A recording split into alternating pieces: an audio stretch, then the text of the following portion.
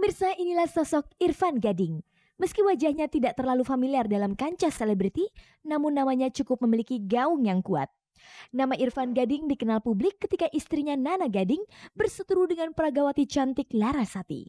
Perseteruan itu terkait dengan diri Irfan Gading. Sebelum resmi bercerai dengan Nana, Irfan telah menjalin hubungan asmara dengan Larasati. Peristiwa itu reda setelah Irfan memutuskan resmi bercerai dengan Nana Gading.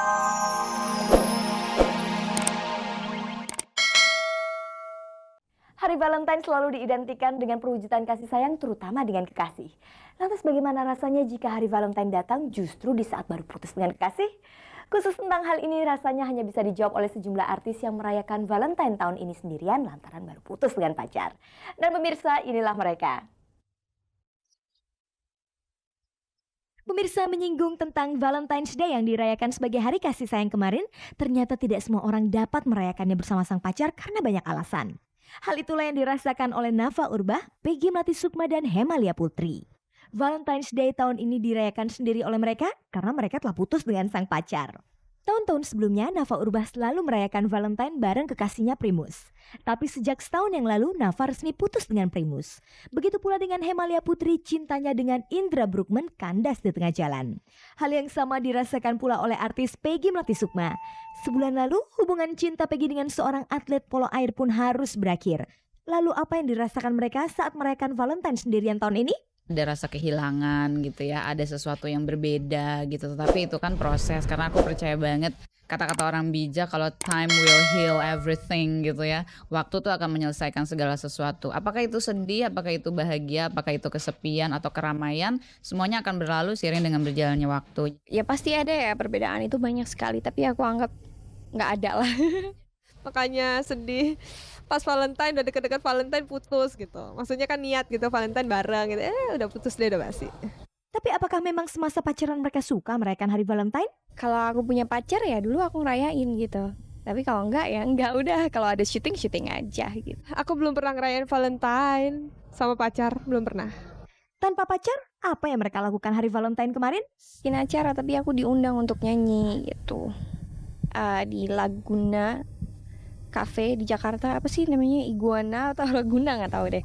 Kalau aku rasa ini bukan momen yang baik untuk merayakan hari Valentine dengan dalam kapasitas party ya atau pesta gitu. Enggak, kayaknya saat ini yang kita mesti pikirkan adalah jutaan orang kehilangan harta benda dan tempat tinggal. Dan saat ini kalau terjadi banjir air mungkin harus dihadapi dengan banjir cinta. Ngomong-ngomong soal Valentine, sebenarnya apa sih yang mereka pahami tentang hari yang disebut-sebut sebagai hari kasih sayang itu? Hari Valentine itu lebih baik dipergunakan sebagai satu momen untuk mengingatkan kita bahwa kekuatan terbesar dalam hidup ini sebetulnya adalah cinta dan doa. Dan itu juga adalah prinsip hidup aku gitu. Kita berbagi kasih sayang tidak hanya untuk pacar aja, tapi juga buat ibu bisa, buat ayah bisa, buat siapa saja bisa. Wujud kasih sayang itu sebenarnya ya dari perbuatan kita, jangan cuma ucapan gitu. Maksudnya kan kita bisa aja bilang ya sama Valentine ya aku sayang banget sama kamu gitu. Cuman aku pikir kalau cuma ngomong doang ya percuma kali ya.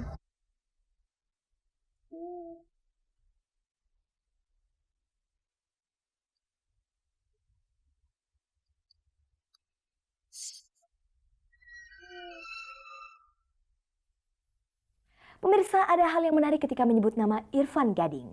Pembalap dan pengusaha satu ini memang dikenal sebagai orang dalam Tommy Soeharto. Selain itu, di dunia selebriti nama Irfan Gading memang tidak asing lagi karena ia adalah mantan suami ratu kecantikan Nana Gading dan kini Irfan telah menikah lagi dengan mantan pragawati terkenal Larasati.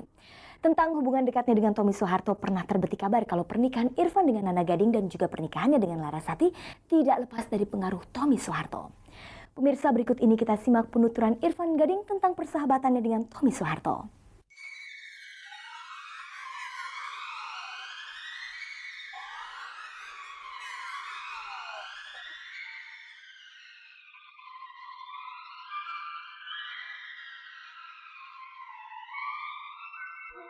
Pemirsa, inilah sosok Irfan Gading.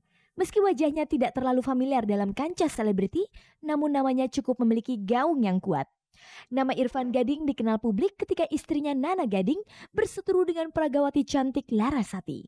Perseteruan itu terkait dengan diri Irfan Gading. Sebelum resmi bercerai dengan Nana, Irfan telah menjalin hubungan asmara dengan Larasati. Peristiwa itu reda setelah Irfan memutuskan resmi bercerai dengan Nana Gading dan mempersunting Larasati sebagai istri keduanya. Namun sejak saat itu nama Irfan Gading menjadi sangat familiar di kancah selebriti.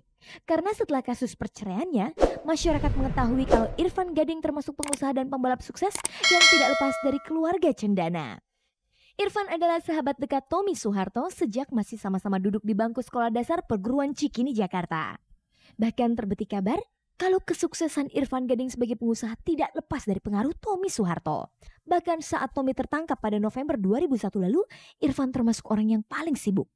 Pemirsa, khusus dalam wawancara Irfan Gading dengan Cek dan Dicek kali ini, suami Larasati ini menceritakan seberapa dekat hubungannya dengan Tommy Soeharto yang kini masih berstatus tahanan Polda Metro Jaya. Sejak SD itu saya nggak tahu dia siapa. SD kita nggak pikir bahwa itu dia anak penguasa atau dia anak presiden, mana pikir hal itu tidak ada bagi kita. Ya kita berteman dan kita cocok, ya kita berteman gitu. I don't even think that siapa dia gitu. Nah, kebetulan kita cocok lah, arti mungkin cocok di banyak bidang gitu ya. Permainan maupun pergaulan, olahraga, kita cocok sama dia gitu loh. Dengan pertemanan yang cukup lama, bagaimana sosok Tommy di mata Irfan? Sangat low profile orangnya, itu dia. Kalau dipikir dia anak penguasa nomor 1, dia can do anything loh. Bisa lo lakukan apa-apa, tapi dia nggak mau. Hal itu, mungkin Siska harus tahu sendiri, dia lihat dia kalau bergaul atau pakaian dia atau kendaraan dia lihat. Saya tanya begitu, emang kalau masalah rally atau apa ya, otomatis rally itu kan membutuhkan suatu kendaraan yang khusus untuk supaya safety-nya atau itu harus agak mahal. Ya tapi hal lain coba lihat aja. Tapi public opinion karena lingkungan ini membuat ngomongnya yang keliling nih, wah Tommy, ini Tommy, semua Tommy. Yang kena dia. Tadi nggak suruh. Ini yang terjadi. Sebenarnya bagaimana awal Irfan memulai hubungan bisnisnya dengan Tommy? Saya tuh lulus dari Amerika tuh tahun 86. Sedangkan Mas Tommy itu sejak tahun 81 sampai 84 saja sekolah. Nah, saya pulang ke Jakarta ya. Kebetulan saya juga ingin usaha karena saya pengen magang gitu ya, usaha biasa. Ya saya minta juga dia karena ada pengalaman dalam bekerja, ya saya konsultasi bekerja lah sama dia.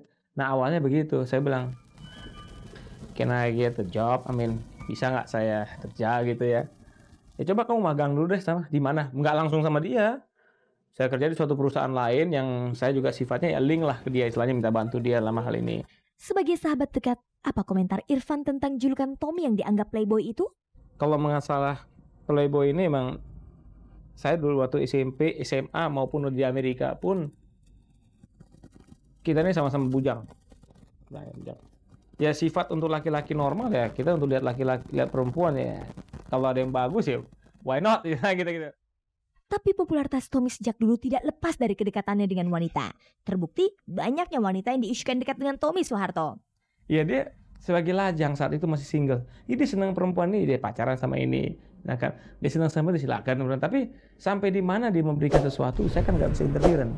Itu personal dia, personal pribadi dia yang dijalani. Saya nggak bisa interfere hal itu. Kembali ke masalah kedekatan Irfan dengan Tommy Soeharto. Bagaimana sikap Irfan terhadap Tommy yang kini berstatus sebagai tahanan? Saya sedikit surprise juga ya. Maksud saya surprise tuh nggak kebayang di pikiran saya kalau Mas Tommy akan di situ gitu ya. Ya siapa sih kebayang ya, saya kan istilahnya bukan kemewahannya, maksud saya sederhana pun saya nggak kebayang gitu, maksudnya di bawah, apalagi di bawah sederhana gitu maksud saya. Ya kita maklumin ya, kita ini kita tidak di mata hukum kita sama semua kan istilahnya gitu kalau dalam proses ya. Saya maklumin hal itu gitu loh. Ya saya kalau sempat besuk dia, kebetulan kalau Senin dan Kamis kan hari besuk tuh ya. Jadi saya kalau hari Senin atau Kamis kalau mau dapat kesempatan besuk ya saya lihat kebetulan ada yang besuk, saya ikut besuk, saya mau lihat gitu. Dia juga lihat ya posisinya ya seperti yang dialami oleh orang penjara lain, sama main penjara lain. Ya dia harus pakai baju seragam. Jadi hal itu kan, jadi kalau saya pun sedih tapi saya juga nggak bisa kelihatan ke dia. Saya bilang hanya bisa apa yang saya bisa ya support moral saya yang saya bisa sampaikan ke dia. Setelah Tommy berstatus sebagai tahanan, tidak sedikit teman-temannya yang kini berbalik menjauh dirinya agar tidak tersangkut paut. Lalu bagaimana dengan Irfan? Selama ini kan saya sama dia. Ya, setelah dia buron selama mungkin setahun ya saya rasa ya. itu saya juga merasa bukan kehilangan apa aja, kehilangan hari-hari main sama dia seperti saya olahraga saya sama dia sama-sama, bagaimana juga kan sama dia gitu. Nah itu jadi spontan aja, aduh dia udah ada istilahnya he got him, ketangkep gitu sana saya, itu saya spontan aja, saya nggak pikirin saya dampaknya akan nggak saya pikir saya nggak ada salah apa-apa, bagi saya apa yang saya harus takutin ya nggak, kalaupun saya harus di involve in what way gitu saya akan hadapi.